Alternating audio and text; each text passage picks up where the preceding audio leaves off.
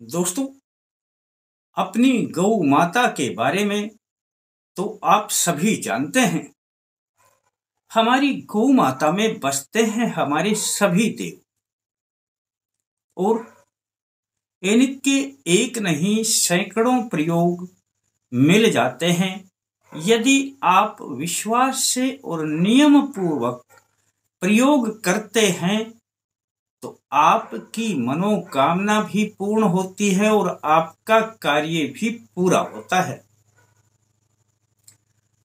गौ माता की चरणों की जो रज है उसे नित्य यदि अपने मस्तक पे लगाएं तो बुद्धि बढ़ने लग जाती है दोस्तों।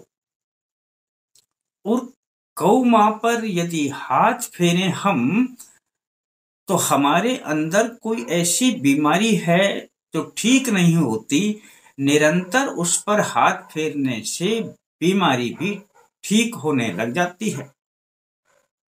गौ को नित्य यदि आप चारा या भोजन जो भी खिलाते हैं उसके खिलाने से सभी देव अत्यंत प्रसन्न होते हैं और गौ माता का भी विशेष आशीर्वाद प्राप्त होता है। आपके घर में सुख संपत्ति बढ़ने लग जाती है।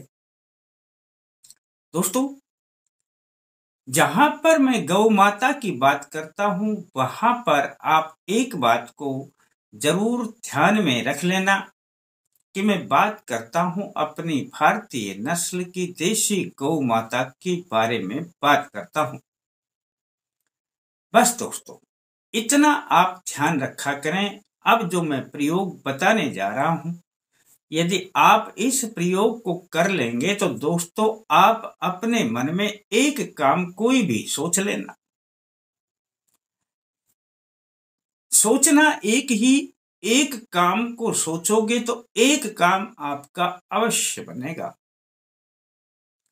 कर लेना दोस्तों विश्वास के साथ में यह प्रयोग। और प्रयोग यह आपको पता ही है कि मैं बड़ा छोटा और साधारण बताया करता हूं। दोस्तों, आ जाते हैं अपने विषय पर। मैं सत्यनारायण शर्मा जय माता दी बोलते हुए अल्टीमेट ज्ञान में आपका हार्दिक स्वागत करता हूं। दोस्तों, नहीं बनता है आपका कोई भी काम। कोई परीक्षा में असफल रहता है, कोई अपने इंटरव्यू में सक्सेस नहीं हो पाता, किसी की शादी नहीं हो पाती, किसी का भयंकर कोई रोग है, किसी को डिप्रेशन है, किसी को कैसा भी चाहे कार्य है दोस्तों, कोर्ट है, मुकदमा है, शत्रु है, आप जो सोचोगे एक काम सोचना है आपने और एक काम के बारे में जब मैं बताऊंगा उस प्रकार से कर देना दोस्तों। और कर दिया तो समझ लेना कार्य भी बन गया। करना क्या है दोस्तों, आप किसी भी दिन चले जाएं। यदि आपके पास गाय है, गौ माता है, तब तो अति उत्तम है, कहीं जाने की जरूरत ही नहीं है। जहां पर गौ माता बैठती है वहां की लगभग एक गिलास में मिट्टी ले लेना और गिलास में पूरा तो भरना नहीं, थोड़ा खाली छोड़ देना, ऊपर से आधे से ज्यादा ले लेना।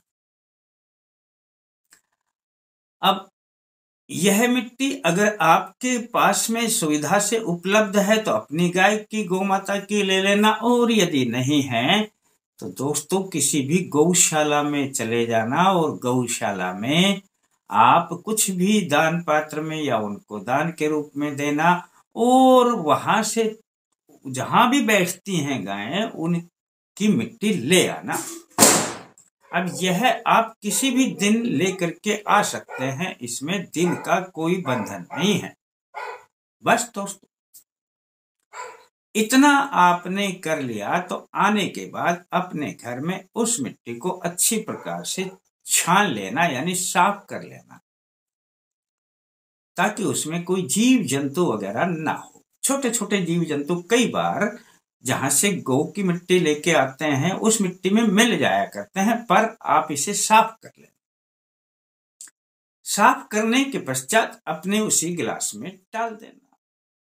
अब आपने जो गिलास में मिट्टी रखी है उसे अपने पूजा स्थान पे रख दें।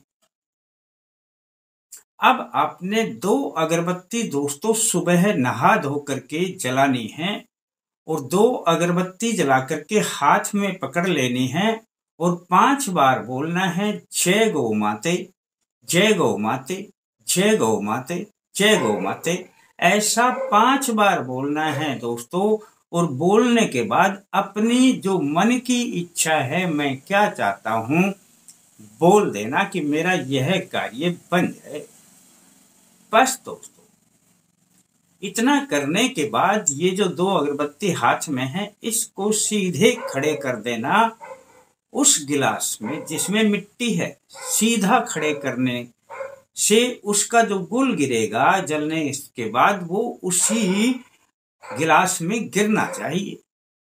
बस दोस्तों, अब अगले दिन आपने फिर से 2 अगरबत्ती जलानी है और इसी प्रकार से करना है। पहले वाली जो 2 अगरबत्ती शेष बच गई है ताड़ी जिनकी, उनको निकाल करके तो बाहर फेंक देना, पर इसमें 2 अगरबत्ती अब फिर से आपने लगानी है। यही 5 बार बोलना है हाथ में जला करके, जय गौ माते, जय गौ माते, जय गौ माते।